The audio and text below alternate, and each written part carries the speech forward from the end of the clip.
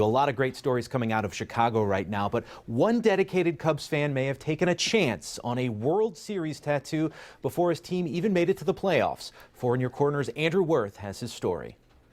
It was scary last night. Danny Campbell has been a fan of the Chicago Cubs. I lived in Chicago all my life, and my dad used to take me to the ballpark all the time. So when his team had its best start in years and was arguably the best team in baseball, But I knew it would happen, I just didn't know when. he says an idea popped into his mind. I was working next door, and I met Shane and his wife, and just wanted to get a tattoo of the Cubs. That's right, you heard him. He decided to make his allegiance permanent and prominent. Like many others, Campbell picked an iconic piece of Wrigley Field for his tattoo. When you are on Clark and Addison, you see that sign. The red marquee sign you see when entering the stadium. That's the first thing you see, and I wanted it to be the first thing that anybody else saw. But this marquee was different. He's all world champions, and then he's all put the year in there too, because we kind of had a blank spot in the design, and I was like, you want the year in there? Are you sure? Yes, Danny was sure.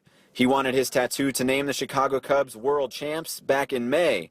A bold prediction. I was nervous, but I just kept, I had my hands crossed, my fingers crossed, and Fast forward to last night, almost 6 months after getting his tattoo, Campbell says he was watching intently, hoping to avoid regret. in the 8th inning when Rajay hit that home run to tie it, I just said, oh, here we go. I'm going to have to get my tattoo put to 17 instead of 16. But to the delight of all Cubs fans, including Campbell, the team held on.